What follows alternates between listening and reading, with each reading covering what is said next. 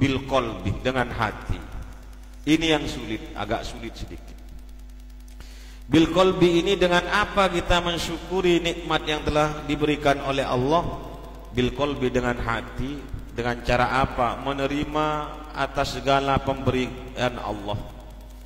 Ridho bima yaktillahu alaina. Semua yang diberikan oleh Allah kita terima dengan lapang hati, lapang dada. Tapi kebanyakan manusia kalau diberi nikmat yang baik, diberi takdir oleh Allah nikmat yang baik, kita bersyukur, alhamdulillah. Tapi ketika ditakdirkan oleh Allah sesuatu yang tidak kita senangi, hilang sepeda umpamanya, hilang HP, hilang sandal, hilang keluarga kita, ini tidak bisa kita menerima takdir Allah, berarti kita tidak bisa mensyukuri nikmat Allah. Kalau yang baik-baik kita gampang bersyukurnya, enak ini. Dapat HP baru setelah pulang dari pondok, bersyukur alhamdulillah. Dapat 3 hari hilang, udah ngancem-ngancem Allah, ya Allah kenapa kok hilang ini? Baru saya pakai. Nah, ini yang paling sulit. Ridho bima yaqdillahu alaina, ridho atas segala sesuatu yang telah Allah limpahkan pada kita, baik yang berupa nikmat atau yang berupa musibah yang tidak kita senangi. Ini kita syukuri semua. Jadi kalau kita bersyukurnya kalau nikmat saja, jadi kita menerima takdir Allah itu dalam rangka mensyukuri nikmat Allah. Jadi tingkatannya ada 3, dengan ucapan alhamdulillah, dengan pekerjaan apa saja, amalia saja, amalia yang baik. Yang ketiga dengan hati. Kalau 3 ini bisa panjenengan amalkan, maka layak akan mendapatkan apa yang dijanjikan oleh Allah. La in syakartum la azidannakum wa la in kafartum inna adzabi lasyadid. Jika engkau bersyukur atas apa yang telah Allah limpahkan pada kalian semua, nikmat-nikmat yang telah diberikan Allah pada kita, la azidannakum, maka sungguh akan aku tambah, kata Allah. Jadi semakin banyak bersyukur kan, semakin tambah nikmatnya, semakin tambah bahagianya. Disampaikan kalau sering galau berarti kurang rasa syukurnya. Kalau sedih, galau, nangis berarti kurang syukurnya. Masa di pondok nangis, kurang bersyukurnya. Kalau kita bersyukur, alhamdulillah ya Allah, saya di sini ada di pondok, di penjara suci karena mencari ilmu, bukan di penjara yang ada di kantor polisi. Kalau itu maling itu. Sampai enggak bersyukur. Jadi kebahagiaan itu dengan memperbanyak bersyukur. Saya sering berkata kepada jemaah-jemaah saya, sampai kiamat orang keluar ya, pebenyain besenah, lakonah, tunyanah, mobil lah, sabenah, talonnya, banyak sertifikat tanahnya, tapi tak asyukur dak Gusti Allah, tak toman asyukur dak nikmat Gusti Allah. Sampai kiamat orang teluare tak kira nemu bunga. Karena kebahagiaan itu bukan terletak dari uang, bukan terletak karena banyaknya jabatan, bukan terletak karena banyak tanahnya. Enggak. Kesenangan itu ada di hati, kekayaan itu ada di hati, bukan ada di apa yang kita punya. Kadang banyak orang itu banyak uangnya tapi masih cari hiburan. Ada yang dugem enggak? Oh ya, dugem di Surabaya, jedak-jeduk pakai sound horek. Lah para santri dugemnya di mana? Di masjid. pakai nyanyi tapi lagunya beda dengan lagu yang ada di Surabaya itu. Lagunya apa? Qala Muhammadun huwa ibnu Maliki Ahmadu Rabbillah khairu maliki musalliyan ala Nabil Mustafa wa alihil mustaqbilina syarofa. Enak lagunya. Maghrib dugem lagi di masjid. Yang dibaca apa tadi? Ilahi las tulil firdausi a'la wala aqwa ala naril jahimi. Yang dibaca itu menyejukkan hati, Kak. Iya, senang hati itu. Jadi beda tempat. Jadi kita berbanyak syukur. Walaupun mobilnya bagus, istrinya cantik, Kak. Mobilnya 2, istrinya 1, tapi besar kayak mobil semuk, gemuk. Kalau tidak pernah bersyukur atas nikmat Allah, ya gak mungkin menemukan kebahagiaan. Sama kayak jenengan nanti kalau sudah berumah tangga, punya istri, dikasih istri sama Allah, gak bersyukur sampean. Kok istri saya aku urus ini kayak Iqmal ini, gimana ini ya? Gak bersyukur, gak mungkin senang itu, gak mungkin bahagia. Kata istrinya juga gitu, suami saya kok kayak ini ya. Padahal cita-cita saya itu pengen cari suami yang putih, glowing gitu. Kok dapatnya coklat ini, kayak Kak Iqmal umpamanya. Gak bersyukur. Kalau gak bersyukur ya gak senang. Jadi perbanyaklah bersyukur agar hati kita tenang, adem, ayem, gemaripah, loh jinawi kata orang Jawa. Harus perbanyak bersyukur. Jadi bukan karena kita tidak diberi nikmat oleh Allah sehingga kita tidak bersyukur. Kebanyakan dari kita adalah selalu menghitung-hitung nikmatnya orang lain, sedangkan nikmat yang kita miliki didustakan.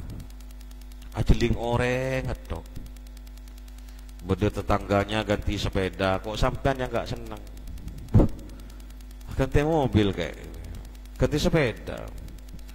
Dari Vario ganti PCX, dari PCX ganti Ninja. Kok bisa sampean yang gak senang? Ada tetangganya yang beli kulkas, kok sampean yang kedinginan? Ini gara-gara tidak bersyukur kita. Jadi seandainya nikmat Allah yang dianugerahkan oleh Allah pada kita, la tusuha, tidak mungkin bisa kita hitung. Satu, alhamdulillah Allah menciptakan manusia dengan sebaik-baiknya bentuk.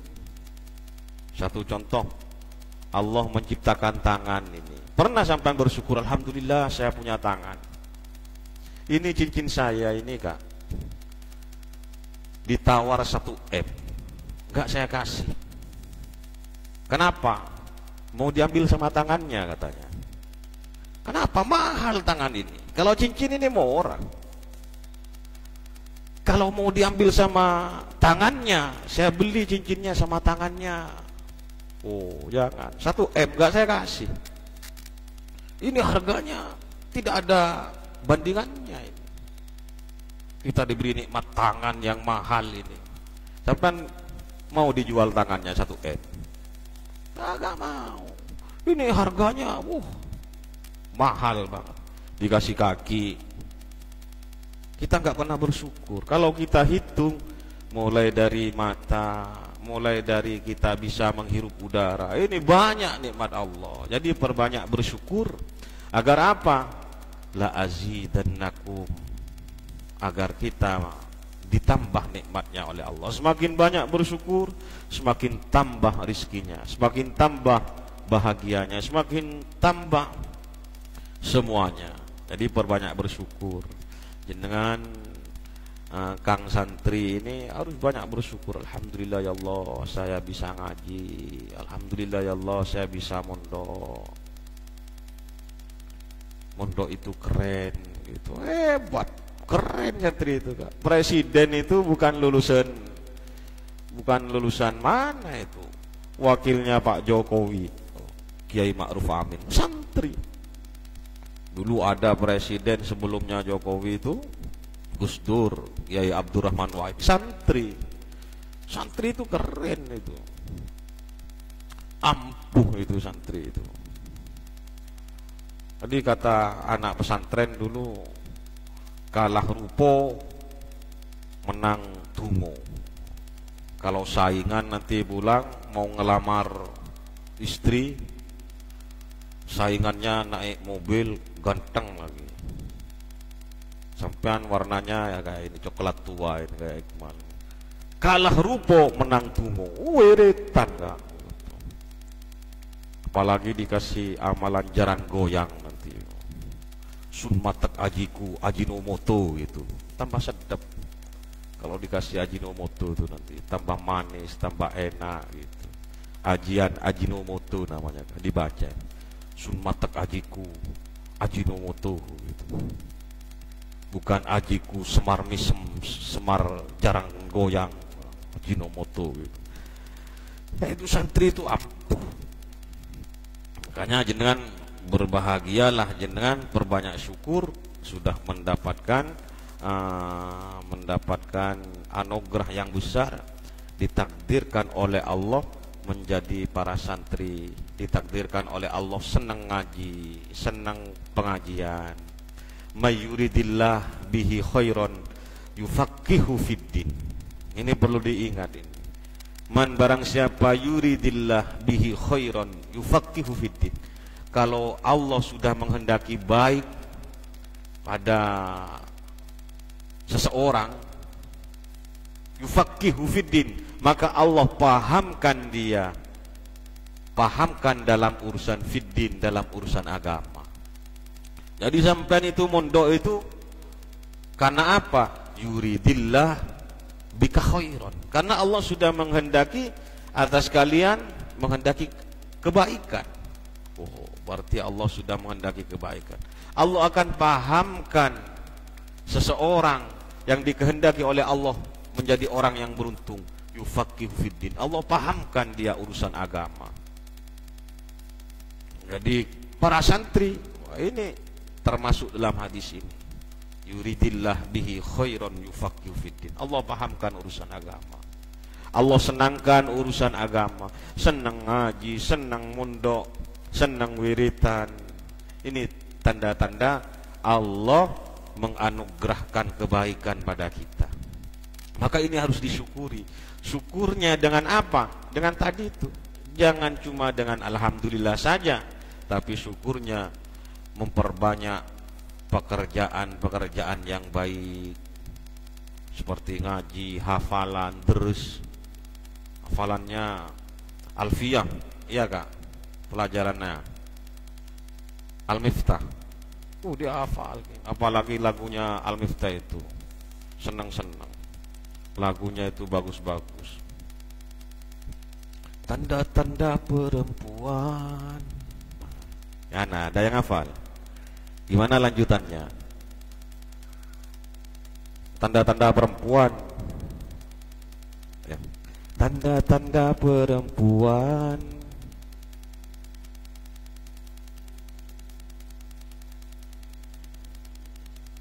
Agak dihafalin ini. Apa tanda-tanda? Ada tak di belah, ada tak marfuto di belakang. Dihafalin lagunya itu nanti. Kita lanjut dalam bab ini, bab terakhir dalam Al-Ghurur ini. Kita oleh Kiai Musannif diberi wasiat, i'rif haddaka was'ah lima huwa fawqahu. bima tubziluhu minal jiddi wal amal waqtisabil fadail. Farahimallahu imro'an arafa haddahu fawaqafa indah. Jadi kalian harus tahu posisinya, harus tahu kita ini posisinya di mana. Kita ini oleh Allah ditakdirkan untuk jadi santri. Maka apa yang harus dikerjakan santri? I'rif haddaka was'a lima huwa fawqahu, dan berusaha. Berusaha ini kuncinya santri itu yang penting sholat jamaah, istiqomah, ngaji istiqomah, lalaran Qur'annya, lalaran kitabnya istiqomah. Ini udah pasti pulang jadi orang alim nanti. Yang penting istiqomah, istiqomah belajarnya, istiqomah jemaahnya, istiqomah deres Al-Qur'annya, maka pulang akan jadi orang, kata orang Madura itu, orang sekeratu ke Allah. Keratu ke Allah. Bahasa Jawanya apa? Keratu ke Allah itu. Jadi orang yang dekat dengan Allah, jadi orang yang baik. Berusaha terus. Karena dalam kitab taklim disebutkan burung itu bisa terbang dengan 2 sayapnya. Ya Kak ya. Coba gunting 1 sayapnya, nggak mungkin bisa terbang. Iya. Sedangkan para santri itu bisa terbang menggapai cita-citanya dengan apa? Bijiddin, dengan cita-cita al-ali, yang tinggi. Jadi kita bisa terbang ini menggapai cita-cita yang tinggi ini pertama dengan semangat yang tinggi untuk menggapai cita-cita. Yang penting semangat, semangatnya itu semangat belajar. Manjadda wajadda, barang siapa yang bersungguh-sungguh maka dia akan menemukan apa yang ia cita-citakan dengan bersungguh-sungguh. Dia harus bersungguh-sungguh. Wal amal waqtisabil fadail, berusaha beramal baik, waqtisabil fadail, dan mencari fadail itu adalah keutamaan. Jangan iktisabi radail, bekerja yang nilainya itu tinggi di hadapan Allah. Tinggi di hadapan Allah. Contohnya iktisabal fadail, sholat jemaah, habis sholat jemaah wiritan, habis wiritan baca kitab. Masa nunggu masuk kelasnya yang mau baca kitab? Jangan nunggu sekolah. Pas lagi santai baca kitab, pas lagi santai deres Al-Qur'annya. Ini iktisabul fadail. Farahimallahu imro'an arafa haddahu fawaqafa indah. Mudah-mudahan Allah memberi rahmat pada seseorang yang paham atas posisinya, kualitasnya kita, kuantitasnya kita. Kita tahu posisi kita ini sebagai santri, maka amalkan apa sesuai fannya sampean. Amalkan ilmu yang didapatkan. Akhadallahu biyadik wa azaha an qalbik al-ghishawah wa hadaka aqwamat thariq. Di sini didoakan oleh Musannif, jangan sampai kita tertipu oleh hati kita sendiri, gurur kemarin itu. Kita buang semua gurur agar kita bisa mendapatkan aqwamat thariqin. Wa hadaka aqwamat thariqin. Mudah-mudahan Allah memberi hidayah aqwamat thariqin, jalan-jalan yang benar. Aqwamat thariqin ini jauh dari sifat sombong,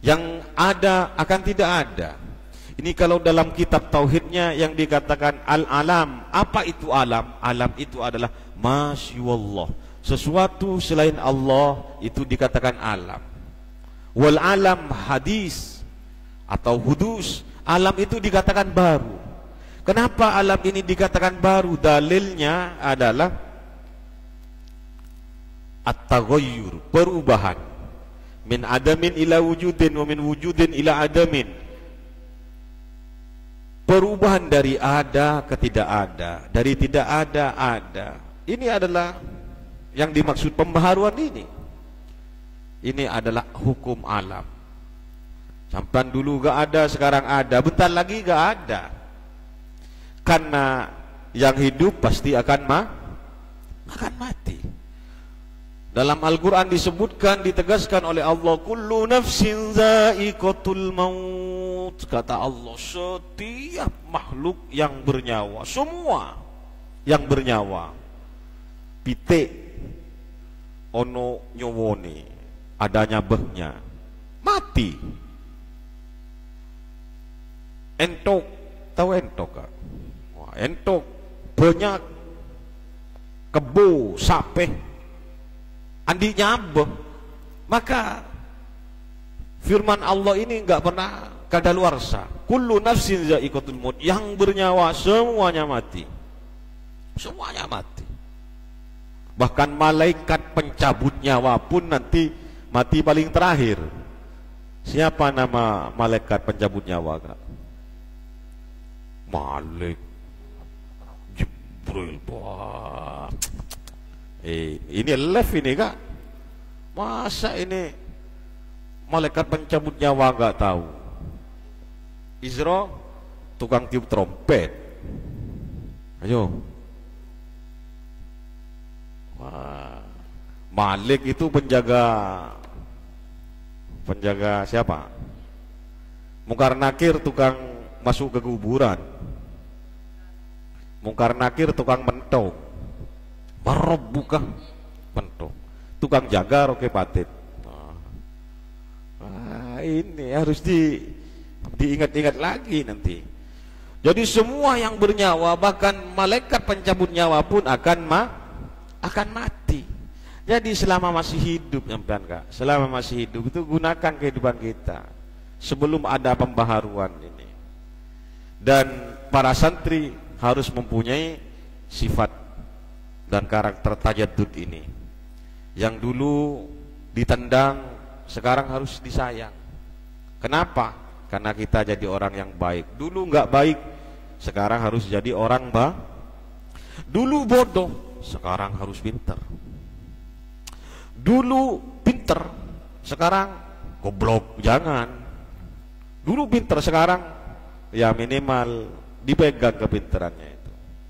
Minimal tetap pinter, jangan tambah goblok. Dulu baik, sekarang waduh gak baik. Makanya ada pepatah mengatakan, lebih baik saya jadi mantan preman daripada mantan santri.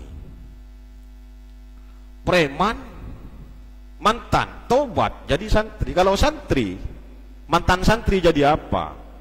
Jadi preman.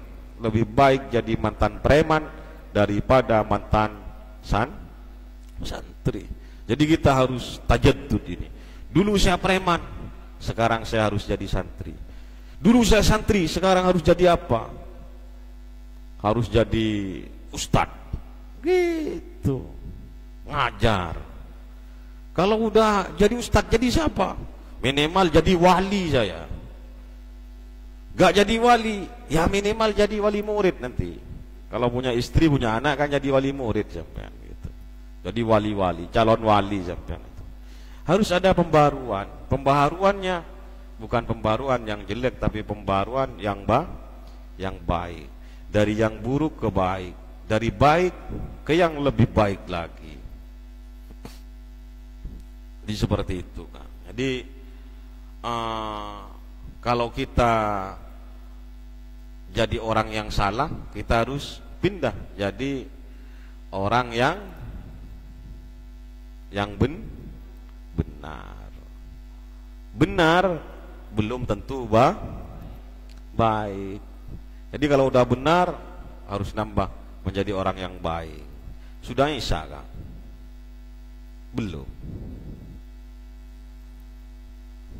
Kalau Isya bilang ya, ini tapi HP saya bunyi kalau Isya nanti ini.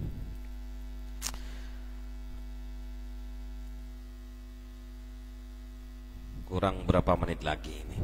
At-tajaddud huwa al-hayat wa sunnatun ammatun fi kulli hayyin al-ajsamu utawi pira-pira jisim. Al-hayyatu kang urip iku tatajaddadu dadi anyar apa al-ajsam fi kulli muddatin ing dalem saben-saben mungsuh. Maklumatin kang den kawruhe fatafna muko entek apa deratuha sak semote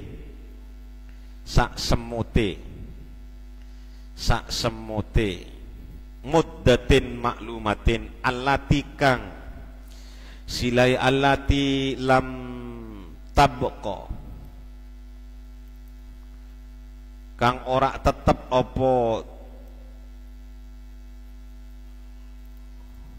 dzarratuha apa zarratuha solihatan hale kang patut lil baqai maring tetep wayan syaulan cukul apa ghairuha sakliyane allati mimma saking perkara huwa kang utawi ma iku qabilun kang nerimu lil hayati maring urip walau lan lamun ora ono hadat tajaddudi utawi ikilat tajaddud lama amkanaha antahya moko ora kongang ha ing moko ora kongang ha ing ajsam opo antahya yen to urip opo ajsam aksara min asyri sinin ing dalem luwe akeh saking 10 pira-pira taun summa tuktabu nuli den tulis apa adusam ba'daha ing dalem sakwise asyra sinin fi sifril fana ing dalem bukune kerusakan. Di sini oleh Syekh Mustafa Al-Ulaya ini dikatakan laula hadat tajaddud lama amkanaha an tahya aksara min asyri sinin. Andai tidak ada tajaddud, tidak ada pembaruan, tidak ada upgrade, lama amkanaha an tahya aksara min asyri sinin, maka manusia itu tidak akan bisa hidup selama lebih dari 10 tahun. Padahal sampan udah lebih ya. Ini karena ada upgrade ini. Seandainya tidak ada tajaddud, maka manusia ini tidak akan mungkin bisa hidup lebih daripada asyri sinin, daripada 10 tahun. Akan hancur kita ini. Akan salbut kata orang Madura. Andai tidak ada tajaddud akan salbut. Jadi di suatu desa itu dulu ada orang yang kaya. Ini akan upgrade lagi nanti, yang kaya ini akan menjadi miskin. Sama ketika sampean punya sepeda motor. Sepeda motor itu bannya kalau di atas terus, nggak muter ke bawah, ke atas lagi, nggak tajaddud, nggak mungkin bisa jalan, nggak. Di atas terus, menang terus gitu, nggak berubah. Ya nggak mungkin itu. Gunung dulu itu tinggi, ada pembaharuan. Meledak, gunung meledak. Bangunan juga seperti itu, ada tajaddudnya. Jadi jangan heran kalau ada bangunan roboh. Kemarin di Pondok Pesantren Al-Ghazini ada bangunan roboh. Ini memang seperti itu, upgrade itu namanya. Setelah roboh akan tumbuh yang baru lagi nanti. bangun lagi, jadi tambah cakep gitu. Bahkan pasar itu kalau sudah jelek biasanya di-upgrade. Cara nge-upgrade-nya kadang dibakar. Pasar itu dibakar. Setelah dibakar baru dibangun. Di Tanah Merah juga gitu, pembakaran itu. Pembakaran apa? Pembakaran pasar. Setelah dibakar dibangun, di-upgrade menjadi bagus. Jadi pasar-pasar yang masih jelek itu perlu dibakar nanti itu. Diganti yang baru. HP nih, kalau sudah jelek buang, ganti yang baru lagi, upgrade lagi. Dulu orang itu pengen punya HP Nokia, bagus. Sekarang dikasih Nokia gak mau. Aduh, buat apa itu? HP net no net itu gitu. Dulu itu udah gaya itu. Saya gak megang HP net no net itu, volumenya dikerasin, walaupun gak ada orang nelpon itu. Gaya itu. Halo, di mana? Belum dijawab udah habis pulsanya. Itu dulu itu. Di upgrade sekarang, nggak pakai pulsa, nggak pakai apa, nggak pakai pulsa seluler, pakai WA sekarang. WA itu pakai paket internet. Nah, selalu di upgrade. Terutama para santri ini harus di-upgrade juga, Kak. Yang suka tidur, di-upgrade itu. Di-upgrade. Ini harus tidurnya harus buang. Kalau nggak di-upgrade, Kak, waduh. Tolol nanti, Kak. Pulang itu nggak jadi orang. Jadi apa? Jadi sapi nanti. Kalau cuma makan, tidur, nelek gitu ya. Apa bedanya dengan sapi? Sapi makan enggak? Sapi makan. Habis makan sapi gimana? Nelek. Habis nelek tidur. Besok makan lagi. Selalu berputar kayak gitu. Sama kalau sampean cuma kerjanya makan ke WC tidur, makan ke WC tidur, makan ke WC tidur, gak ada bedanya sama sapi. Gak ada bedanya sama kebo. Jadi ini yang membedakan, kata Ibnu Mubarak, manil insan, siapa yang dikatakan manusia? Manusia itu adalah orang-orang yang punya ilmu, al-ulama. Karena apa? Ilmu ini yang membedakan manusia dengan hewan. Yang membedakan manusia dengan hewan itu adalah ilmunya. Jadi alhamdulillah jenengan itu lebih mulia daripada sapi gara-gara punya ilmu. Andai gak ada ilmunya 11-12 sama sapi, Kak. 11-12 sama sapi, gak ada bedanya ini. Ini Kak Iqmal apa Kak Anu ini? Apa Kak Kambing ini umpamanya. Gak ada bedanya Iqmal.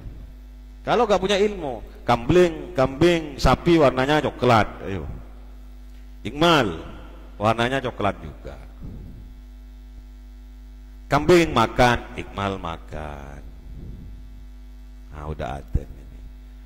Kambing nelek, Iqmal juga ke WC.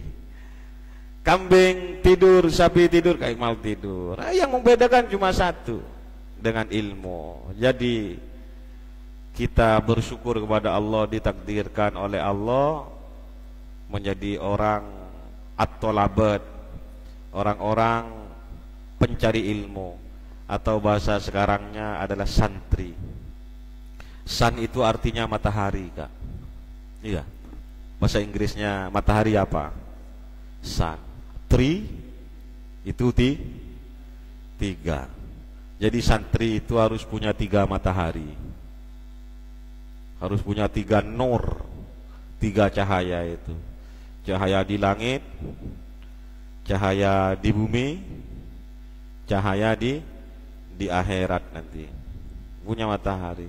Buat apa kita viral di dunia? Kalau di langit kita nggak viral, ini manusia yang paling bodoh ini.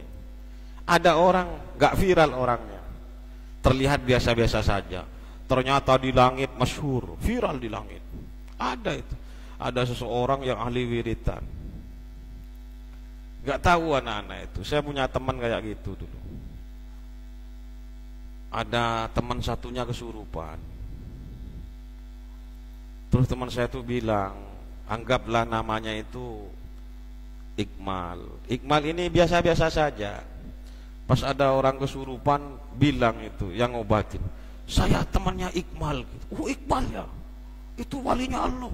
Maaf langsung takut jinnya kak. Karena viral di langit itu nama Iqmal itu. Padahal di dunia agak viral. Gara-gara apa? Wiritan. Bahkan viral di langit itu. Bahkan sahabat-sahabatnya Nabi itu terdengar di surga bunyi sandalnya. Beda bunyi sandalnya sampean. Bunyinya di mana? Di WC, di jedengan gitu. Itu kedengaran di surga. Jadi para santri ini harus pertama di dunia harus baik agar mendapatkan kemuliaan juga di akhirat. Di dunia ini ad-dunya mazra'ul akhirah. Di dunia ini tempat untuk kita bertanam, nanam jagung, nanam kitab, nanam Quran, nanam jemaah. Kapan kita panennya? Panennya nanti di akhirat. Ini dunia ini tempat kita menanam, sedangkan panennya kita memetik buahnya kelak di akhirat. Mudah-mudahan kita dikumpulkan di pondok pesantren Alas Kemarong ini, kelak juga dikumpulkan oleh Allah di surganya Allah. Amin Allahumma amin. Wallahu al-muwafiq ila aqwamit thoriq. Wassalamualaikum warahmatullahi wabarakatuh.